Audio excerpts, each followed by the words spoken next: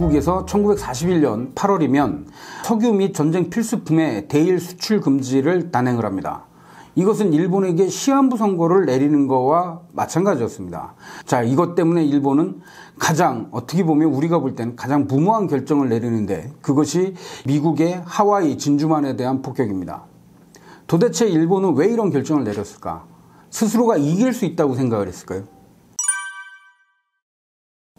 하와이 폭격에 대해서 당시 일본에 전쟁이 터지면 일본에서 전체의 지휘부라고 할 수 있는 대본영이 구성이 되는데 일본의 대본영은 히로시마에 구성이 됩니다. 그래서 히로시마에서 일본 천황까지 히로히토 천황까지 참석한 가운데 어전회의가 열립니다. 여기에서 일본 천황도 묻습니다. 당시 일본 육군과 해군의 군부의 주요 지휘관들에게 그래서 미국과 전쟁을 하면 우리가 이길 수 있느냐라고 물었을 때 미국과의 전쟁을 그렇게도 떠들었지만 전시내각까지 구성하고 도주 히데키까지 참석을 했지만 그 누구도 거기서 이 전쟁을 통해서 미국을 이길 수 있다라고 대답하는 사람은 아무도 없었습니다. 그럼 뭐라고 이들은 대답했을까? 1년은 버틸 수 있다. 내지는 6개월은 버틸 수 있다. 정도의 대답이에요. 항상 단기전인 거죠. 그럼에도 불구하고 전쟁 결정을 내린다라고 하는 건 도대체 이건 왜 이런 결정을 내릴까라고 하는 건 의심을 가질 수밖에 없습니다. 그렇다면 당시의 일본은 과연 무엇 때문에 미국에 대한 공격을 결정했을까요? 나름대로 공격 준비도 굉장히 친밀하게 합니다. 예를 들어서 하와이의 진주만 해안과 비슷한 해안선을 갖추고 있는 게 가고시마 쪽의 해안이에요. 그 가고시마 해안에서 어뢰를 떨어뜨리는 연습을 몇 개월에 걸쳐서 꾸준히 합니다.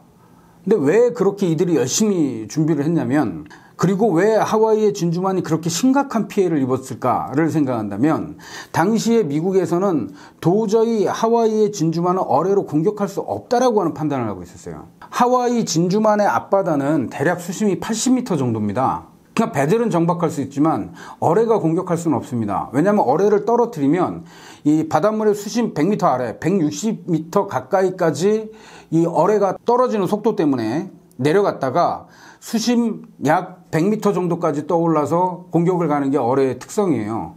그러니까 진주만 앞바다에서 어뢰를 떨어뜨린다면 미국의 군함을 공격하기 전에 해저에 부딪혀서 그 어뢰들이 다 폭발하고 만다라는 거죠. 그래서 도저히 어뢰 공격은 불가능하다라고 하는 판단을 하고 있는데 그 어려운 일을 당시에 일본 해군은 합니다. 가고시마 앞바다에서 끊임없이 연습을 하면서 어뢰를 경량화시킵니다. 그래도 도저히 안 돼서 어뢰의 날개를 나무로 만들고 그리고 최대한 일본의 전투기들이 바다 가까이에서 살짝 떨어뜨리는 방법을 무려 3개월이 넘도록 연습을 했고 그 연습의 결과가 하와이에서 미국의 항공모함을 포함한 주요 전함들이 태평양 함대의 전함들이 파괴되는 결과를 가지고 왔죠. 근데 그렇게까지 전쟁을 하는데 왜 이길 생각을 안 하고 있을까? 일본 군부 스스로가 이길 생각을 하지 않습니다. 이기지 못한다는 거 자기들도 알아요. 그럼 도대체 왜 공격을 한 거냐? 서두에 전쟁에서의 승기를 잡아서 그것을 발판으로 미국 정부에 압박을 가해서 금수 조치된 석유 수출을 다시 석유를 수입할 수 있도록 그러한 조치를 받아내면 된다라고 했던 게 당시 일본 군부의 생각입니다. 근데 세상이 그렇게 돌아갈까요? 그렇다면 미국에서는 어떤 생각을 하고 있었을까요? 2차 세계대전이 처음 발발했을 때만 해도 미국은 연합국 쪽과 추축국 동맹 쪽 양쪽에다가 다 군수물자를 판매를 했습니다. 그래서 막대한 이익을 거뒀죠. 근데 전쟁이 지속되어 가면서 더 이상은 추축국 동맹 쪽이고 연합국 쪽이고 더 이상은 미국으로부터 돈을 지불하고 전쟁 물자를 수입할 만한 경제력은 다 고갈되어 버렸습니다. 이러한 상황이 되니까 이제 미국은 스스로가 이 전쟁 이후에 세계 질서를 재편해야겠다는 생각을 하고 그러기 위해선 자기들도 전쟁에 참전해야 된다라고 하는 판단을 내립니다. 근데 판단에는 명분이 필요한데 전쟁에 참전할 수 있는 명분이 없었단 말이죠. 근데 그 명분을 제공해 준 게 이 일본의 진주만 침공이에요. 그럼 진주만을 공격할 걸 과연 미국은 전혀 모르고 있었을까요? 아닙니다. 알고 있었습니다. 당시에 일본 해군의 암호 체계는 이미 80% 이상이 미국에게 감청이 되고 있었고요. 그리고 해독이 되고 있었습니다. 그리고 그것만이 아닙니다. 미국에서 활동하고 있던 한길수라고 하는 그 독립운동가 청년이 있습니다. 이 한길수 선생이 당시에 하와이에 있는 일본 영사관에서 근무를 했었기 때문에 이중간첩이라고 하는 오명도 쓰기도 했지만 이 한길수는 당시에 일본 영사관 그리고 일본 대사관은 여러 가지 진주만 공격에 대한 일본의 전문들을 몽땅 다 가지고 당시 미국 국무성에다가 일본의 공격 계획을 보고를 합니다. 그래서 충분히 미국이 공격 계획을 알고 있었어요. 그런데 설마 했던 게 자기들이 입을 피해가 예상했던 것보다 너무 컸던 겁니다. 그래서 당시 미국에서는 이제 황하론, 그 황하론이 원래는 중국인에 대한 공포였는데 이번에는 일본인에 대한 공포로 바뀌는 효과가 나타나긴 했지만 충분히 공격은 예상하고 있었고 그 공격을 발판으로 삼아서 이 전쟁에 참전하려고 하는 계획을 세우고 있었다라고 하는 겁니다. 이 진주만 침공으로 인해서 결국 태평양 전쟁은 발발을 했죠. 그리고 태평양 전쟁이 발발하면서 당시에 우리가 독립할 수 있는 새로운 국제적인 환경이 조성되기도 했던 겁니다. 자, 그러면 왜 그렇게 예상도 못하게 힘든 공격을 받았을까요? 피해는 입었으되 곧바로 반격이 가능해야지 미국에게는 의미가 있는 겁니다. 그런데 당시에 태평양 함대는 거의 괴멸 수준에 빠질 정도로 공격을 받았습니다. 그 미드웨이 해전을 통해서 새로운 전기를 잡긴 했지만 그 미드웨이 해전에서는 미국의 항공모함 중에는 제대로 수리도 되지 못한 채 출격했던 항공모함이 있을 정도로 당시 미국인이 갖고 있던 일본에 대한 공포심이 상당히 커지게 됐던 게 물론 하와이 공습이에요. 그래서 당시 미국에서는 일본을 공격할 수 있는, 그리고 일본을 공격함으로 인해서 미국 국민들이 전쟁에서 이길 수 있다는 새로운 용기를 주기 위해서 계획했던 게 두리틀 편대의 일본 공습입니다. 아마도 이것은 전쟁 이후에 일본이 본토를 공격받은 1000년 전에 고려와 몽고의 연합군이 일본 본토를 공격했지만 태풍에 의해서 실패를 했죠. 근데 그 이후로 일본 본토가 공격을 받은 최초의 사건으로 기록될 만한 일일 수도 있습니다. 이 두리틀 편대가 폭격기 편대로 구성이 돼서 일본의 본토를 공격하고 중국으로 가는 계획을 세웁니다. 왜 그러냐면 당시까지는 항공모함에서 B-29가 뜰 수가 없습니다. 항공모함은 갑판은 여러분도 알다시피 갑판이 짧아요. 그러다 보니까 전투기는 뜨지만 이 폭탄을 가득 적재한 그것도 크기가 큰 전폭기가 항공모함에서 이륙한다라고 하는 건 굉장히 쉬운 문제가 아닙니다. 그래서 실제로 당시에 미드웨이 직전에 이 두리틀 편대가 일본 본토를 향해서 날아가게 되는데 자신들이 예정했던 것보다도 빨리 뜨게 됐고 그 결과는 제대로 된 양력을 얻지 못해서 두리틀 편대 중에서도 약 3분의 1은 제대로 이륙하지 못하고 바닷물에 빠집니다. 그렇게 이륙을 한 전폭기들도 일본에 폭격을 한 뒤엔 미국 쪽으로 돌아가지 못합니다. 연료량의 한계가 있기 때문에 가는 건 가능하나 돌아오지 못합니다. 그래서 이 사람들 역시 목숨 걸고 간 겁니다. 도쿄의 주요 시설에 폭격을 하고 남은 연료를 이용해서 갔던 게 중국의 남부지방으로 가는 거였어요. 근데 이 중국의 남부지방에 도착해서는 그 다음에 문제는 요행이도 이들이 불시착한 곳이 중국의 국민당이나 공산당 계열 쪽에 도착을 한다면 중경으로 통해서 다시 복귀가 가능하지만 일본이 점령한 지역으로 이들이 연료가 다 떨어진 채로 불시착을 하게 된다면 포로가 되거나 죽는 것밖에 없었죠. 실제로 그런 일들이 벌어집니다. 그러나 폭격은 성공했고 그 폭격 성공이 미국에 전해지면서 당시 미국 사회는 일본과 싸워서 이길 수 있다라고 하는 생각을 갖게 됐습니다. 왜 그럼 이렇게 공격을 미국이 받게 됐을까? 뭐 다양한 일설은 있으나 1차적으로 생각할 수 있었던 건 당시 일본의 기술력을 집약을 해서 만든 새로운 전투기 제로센이라고 하는 전투기가 큰 역할을 했습니다. 하와이에 있던 미국의 주요 레이더들은 800km까지는 감시가 가능합니다. 그 말은 당시에 특히나 전투기들, 미국의 주력 전투기고 영국의 주력 전투기고 왕복을 해서 1000km를 날아가면 끝이에요. 그러면 모든 전투기들은 돌아가야 되죠. 바다에서 온다면. 그것을 고려할 때 왕복 1000km라고 하는 건 편도 500km입니다. 그러니까 800km 레이더면 그 레이더 안에 일단은 항공모함이 잡힐 거라는 거죠. 항공모함이 잡히지 않았는데 적기가 나타난다라고 하는 건 예상하기 힘듭니다. 근데 일본이 이 시기에는 아주 괴물 같은 전투기를 만듭니다. 정말 괴물이에요. 이거는 그냥 긍정적인 의미에서만 괴물이 아니고 나쁜 의미에서도 괴물입니다. 일본 육군은 전선을 계속 확대시켜 나갔죠. 근데 당시 일본 해군은 중일 전쟁이 끝나지 않는 큰 요소 중에 하나가 중국의 임시수도였던 충칭이 함락되지 않는 겁니다. 근데 충칭으로 가는 길은 굉장히 험해요. 삼국지들 다 읽어보셨겠지만 파총령을 넘어서 굉장히 험한 산악지대에 있는 도시가 충칭입니다. 그 지역은 해발 3000m가 넘어요. 근데 그러한 지역으로 육군을 이동시킬 수가 없습니다. 그래서 할 수 있는 유일한 공격이라고 하는 건 하늘에서 폭격하는 겁니다. 그 폭격기로 폭격을 가했는데 초창기에는 일본의 폭격기 굉장히 위력을 발휘합니다. 왜냐하면 당시에 중국은 공군력이 없었거든요. 그런데 전선이 확대되어 가는 과정에서 영국과 미국이 중국을 지원하기 시작하니까 이제는 중국 군대도 전투기를 갖게 됐습니다. 그러면 전투기의 호위를 받지 않는 폭격기는 그냥 사냥감에 불과합니다. 그래서 폭격이 제대로 역할하지 못하게 됐고 그 결과는 일본 군부는 충칭까지 날아갈 수 있는 항속거리가 긴 전투기를 요구하게 됐습니다. 충칭을 폭격하는 일본의 가장 앞에 있는 기지, 그러니까 충칭과 가장 가까운 기지는 호북성, 후베이성의 성도인 우한입니다. 근데 이 우한에서 충칭까지의 편도거리가 750km니까 왕복거리가 1500km죠. 근데 당시에 일본만이 아니라 전 세계 그 어디도 1500km를 날아갈 수 있는 전투기는 없었어요. 근데 전투기의 호위를 받지 못하는 전폭기는 이용 가치가 없는 거죠.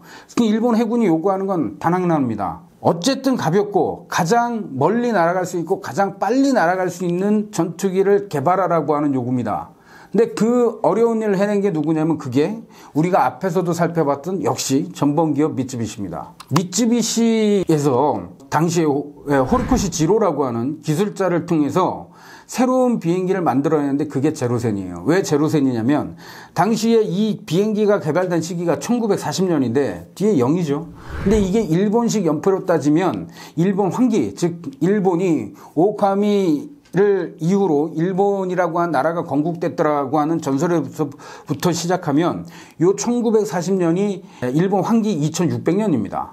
역시 제로죠. 그래서 그것을 기념한다고 해서 영식 함상 전투기라고 하는 공식 명칭으로 붙어서 이걸 보통 우리가 영전기 내지는 제로기라고 부르는 이 비행기입니다.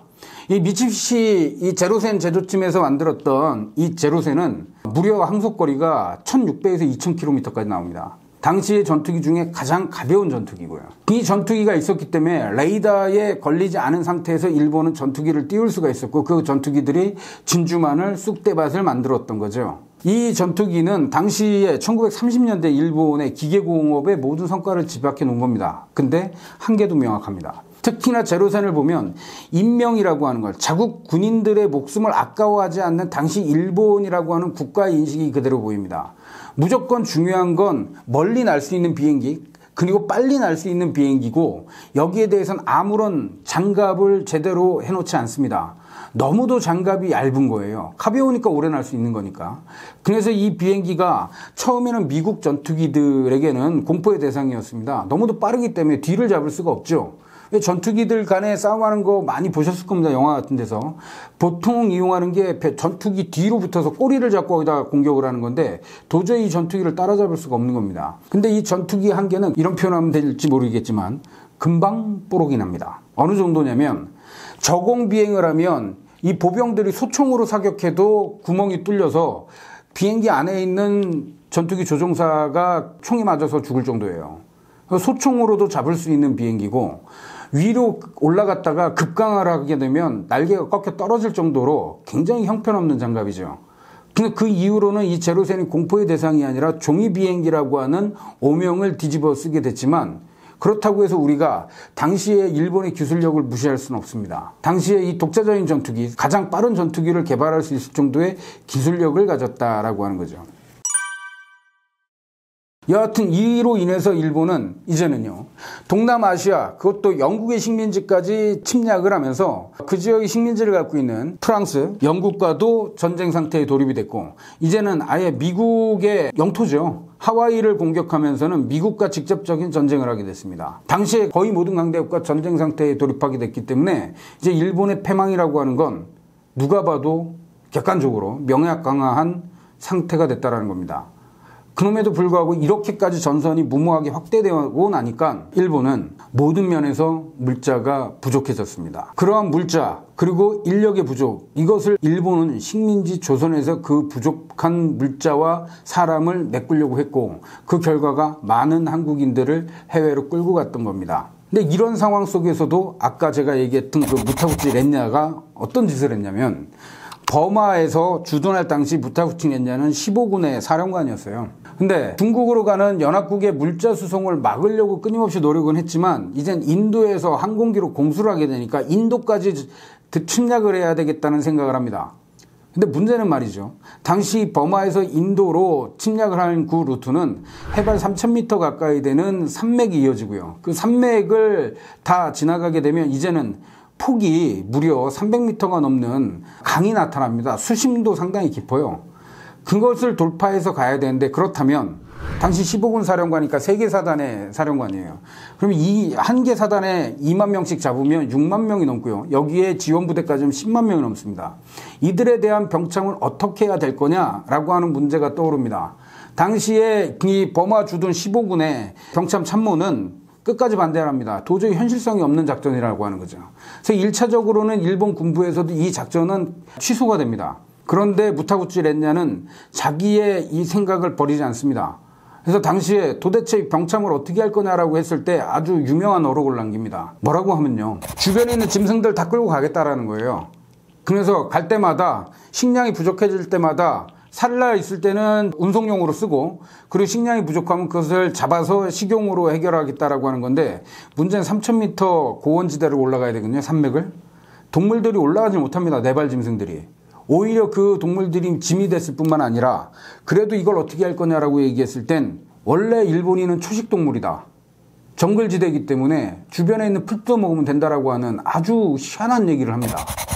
근데 그러한 작전 계획을 당시 일본 군부는 승인했다라는 거예요. 이 작전이 승인을 받으려면 버마군 사령부를 거쳐서 남반군 사령부, 그리고 일본 대본영, 즉 육군석 작전과를 통과해야 되는데, 최종적으로 육군성의 작전본부에서는 이거 현실성 없다라고 얘기를 했었어요. 그런데 그때마다 일본의 고위 지휘관들이 내 얼굴을 봐서 통과시켜 달라는 등, 그리고 무타구치가 이렇게까지 열정적으로 작전 계획을 하는데 뭔가 믿는 게 있는 거 아니냐라는 등 전혀 합리적이지 않은 것을 이유를 대면서 무타구치의 인도 침공 계획을 승인을 합니다. 그냥 무모한 이러한 전선의 확대에는 당시 일본 군부의 비이성적 판단, 그리고 일본 사회의 비이성적 판단이 무엇보다도 크게 작용했다고 보입니다.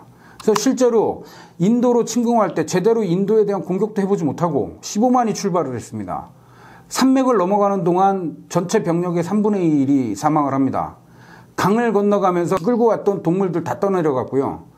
오히려 부족한 병참에서도 자기들이 가져갔던 병참도 절반 가까이가 강물에 다 떠내려갑니다. 그 15만 중에 최종적으로 생존했던 병사들, 굶어 죽고 뭐 싸우다 죽고 강 건너다 죽고 산맥을 넘다 떨어져 죽고 15만이 출발해서 최종적으로 살아남은 병사는 3만 명 정도밖에 안 돼요. 그러니까 10만이 넘는 병사들이 제대로 영국군과 전투도 못 해보고 이동 중에 사망을 했다는 겁니다. 근데 거기에 대해서 무책임하게 어디에서 이 병사가 사망했는지도 가족들에게 알려주지 못하는 군대였고, 그러한 사태에 대해서도 책임지지 않는 군대가 당시 일본의 군대였다는 겁니다. 이길 리가 만무하겠죠. 자, 이런 무모한 작전, 가뜩이나 물자와 인력이 부족한 상황에서 이렇게 무모한 전쟁이 계속되는 과정은 더더욱이 일본의 입장에선 어디서든 인력이나 물자를 끌고 오지 않으면 더 이상 전쟁 수행이 불가능할 지경에 이르렀기 때문에 조선인들까지도 끌고 가게 된 상황이 닥치게 됐다는 겁니다. 자, 다음 시간에는 그러면 조선인들을 어떻게 동원하고 어떻게 물자를 수탈해 갔는가에 대해서 하도록 하겠습니다.